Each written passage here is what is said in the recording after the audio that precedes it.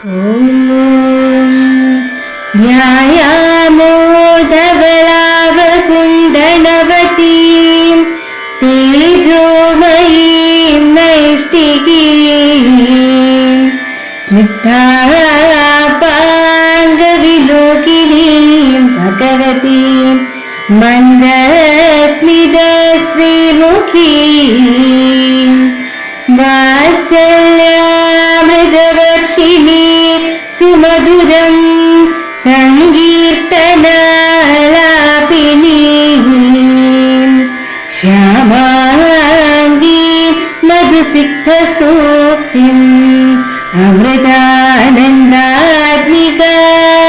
ഈശ്വരീം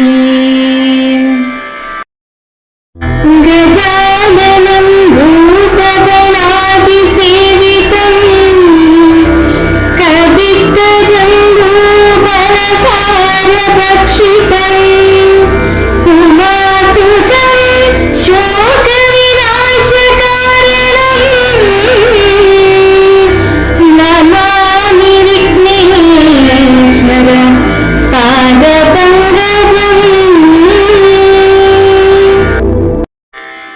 കൂജന്തം രാമ രാമേതി മധുരം മധുരാക്ഷരം ആരുഹ്യ കവിതാശാഖാം വന്ദേ വാൽമീകി കോകിലം. ഓം ഹരിശ്രീ ഗണപതയേ നമഃ. അവിഘ്നമസ്തു. ശ്രീരാമ രാമ രാമ ശ്രീരാമചന്ദ്ര ജയ. ശ്രീരാമ രാമ രാമ ശ്രീരാമഭദ്ര ജയ. ശ്രീരാമ രാമ രാമ സീതാഭിരാമ ജയ. ശ്രീരാമ രാമ രാമ ലോകാഭിരാമ ജയ. ശ്രീരാമ രാമ രാമ രാമ രാമ ശ്രീരാമ മമ ഹൃദി രമതാം രാമ രാമ. ശ്രീരാഘവാത്മാ രാമ ശ്രീരാമ രമാപതി. ശ്രീരാമ രമണീയ വിഗ്രഹ നമോസ്തുതേ. ശ്രീരാമ രമണീയ വിഗ്രഹ നമോസ്തുതേ. നാരായണായ നമോ നാരായണായ നമോ നാരായണായ നമോ നാരായണായ നമോ നാരായണായ നമോ നാരായണായ നമോ നാരായണായ നമോ നാരായണായ നമോ. ശ്രീരാമനാമം പാടി വന്ന പൈങ്കിളിപ്പെണ്ണേ ശ്രീരാമചരിതം നീ ചൊല്ലിടുമടിയാതെ.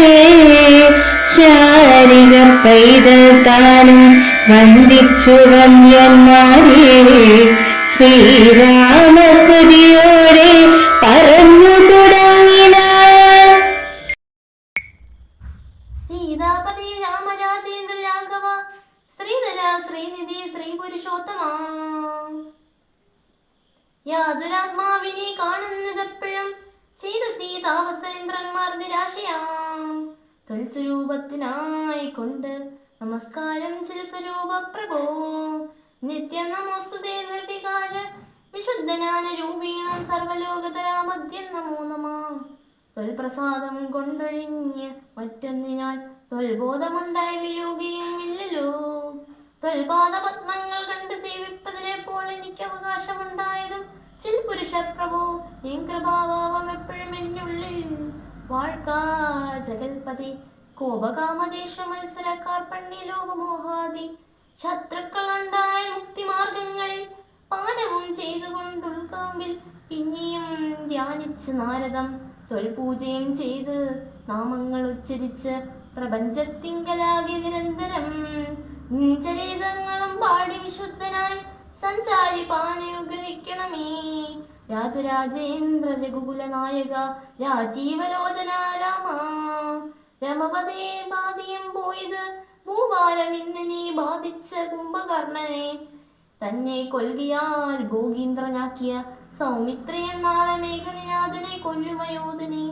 പിന്നെ മറ്റേ നാൾ ദശഗ്രീവനെ ഭവാൻ കൊന്ന് ജഗത്രയം രക്ഷിച്ചു കൊള്ളുക. ഞാനിനി ബ്രഹ്മലോകത്തിന് പോകുന്നു മാനവവീര, ജയിക്ക ജയിക്ക നീ.